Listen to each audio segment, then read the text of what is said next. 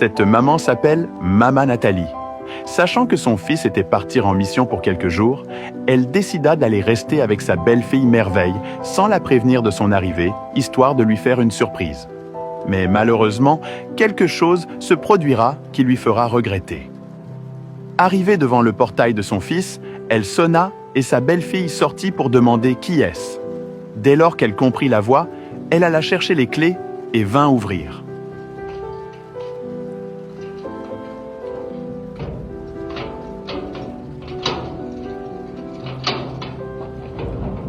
Quand elle vit que c'était sa belle-mère, elle devint furieuse et lui demanda comment est-ce qu'elle peut venir chez les gens sans prévenir.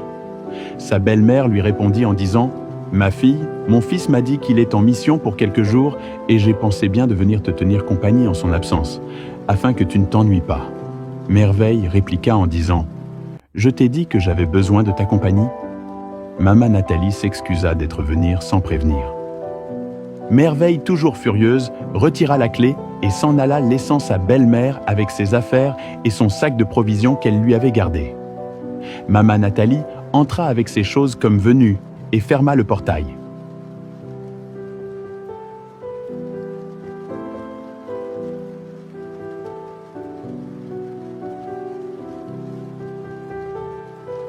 N'ayant pas toujours digéré l'arrivée improviste de sa belle-mère, Merveille murmurait comment elle va faire qu'elle regrette sa venue.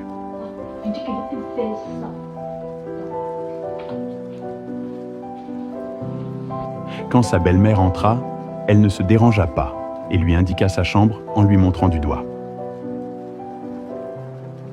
Le lendemain matin très tôt, Maman Nathalie était en train de faire les tâches ménagères. À peine finir avec la vaisselle, elle enchaîna avec la lessive.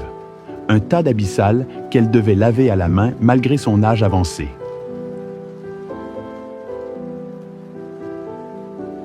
Quelques minutes après, Merveille vint ajouter d'autres abyssales. Maman Nathalie, étant une mère simple qui n'aime pas les problèmes, accepta et continua la lessive.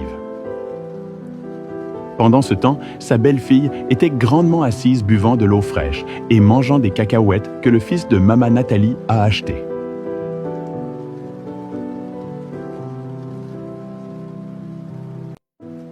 Quelques heures plus tard, Maman Nathalie ayant fini avec les tâches de la maison et étant très fatiguée, elle prit un temps pour manger.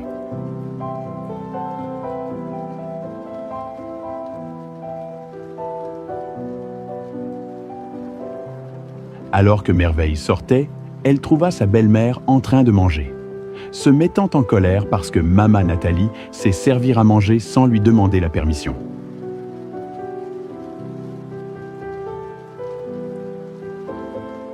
Elle sortit avec une bassine remplie d'eau qu'elle versa sur sa belle-mère.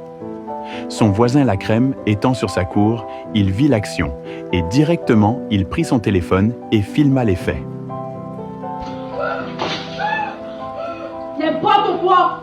Tu es venu un bon voyage ici! La bonne te permet d'entrer dans ma vie sans mon autorisation! Regarde comme elle est! N'importe quoi!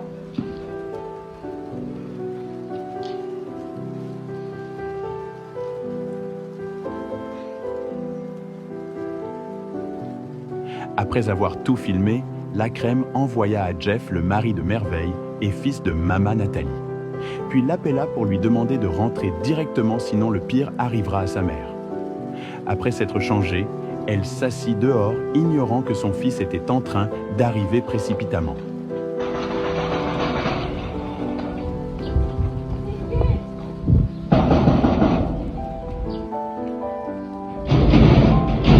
Tu ne crois pas qu'on a cru de toquer là-bas? Tu es placé là comme un poteau électrique. C'est qui? Son mari répondit « Ouvre ce portail !» Elle paniqua et fut étonnée du retour improviste de son mari et chuchota à sa belle-mère qu'elle ne doit en aucun cas raconter à son fils ce qui s'est passé à son absence. Sinon, elle lui fera du mal. J'arrive, bébé!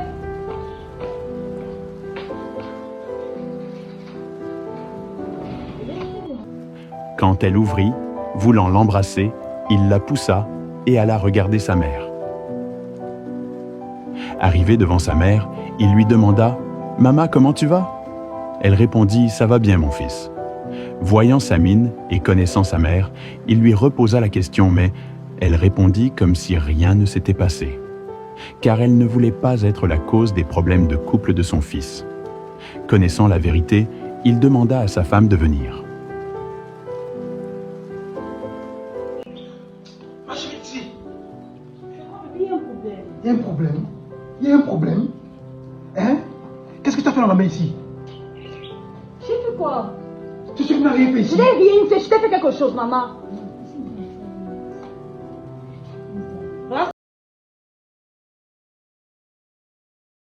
Tu es sûr que tu n'as rien fait dans la main? Je n'ai rien fait, bébé, je n'ai rien fait. Mon fils, laisse ta femme tranquille.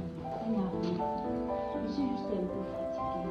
Elle n'a rien fait. Non. Laisse ta femme tranquille. Tu es sûr? Parce que j'ai les preuves.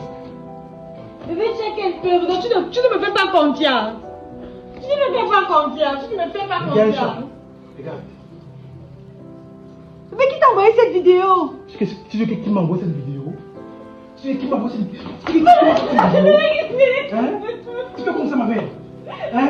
Pardon, bébé. Sors.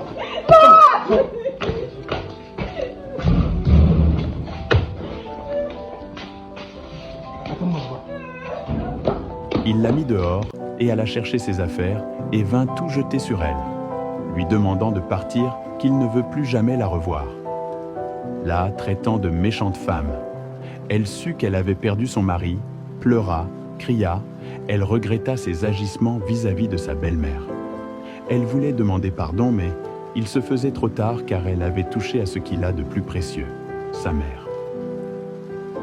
Toi qui as suivi cette histoire du début jusqu'à la fin, dis-nous en commentaire la leçon que tu as tirée et n'oublie surtout pas de partager car cette vidéo peut édifier et empêcher plusieurs personnes à agir de cette façon et à se retrouver dans une situation pareille.